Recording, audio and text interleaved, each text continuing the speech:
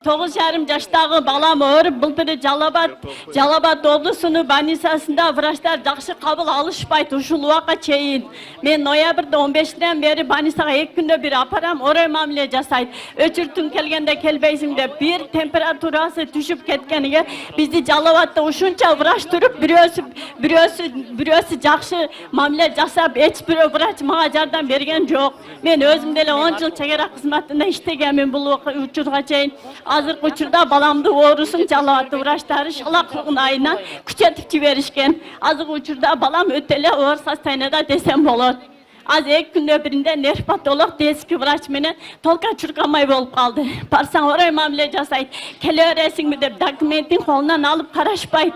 Эмне болдум, эмне келдиң дебейт. Эмнеге булар мындай мамиле жасайт? Биз Жалабаттын тургундары болсок. Сіздердің ошо больницага барганда ооруп келген кишинин кайрасы деди ошо жанын кайра кейт десер да. Эмнеге орой мамиле кылып атасыздар дейт бияктан айтып атат да. Келсе кайра тияка бар, бияка бар, кечке келип атып тажаттың деп айтып атат. Эмне себептен ушундай кылып атасың? Тегимер саламатсызбы? Азыр мен өзүкө менен такташып сүйлөшүп көрөйүн.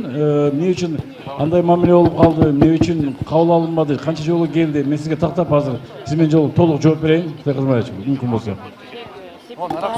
Мындан кийин мына бул жаран болсо азыр үйүнүн жетип атат бияктан айтып чогушка. А буга чейин үйүнү жетпей калган жарандар да толтурат. Түшүндүк. Ошол себептен болсо баарына тең мына силер эртең менен баштап атканда 5 минуткаңар баштап атканда ошол 5 минуткаңарды айтып кыла.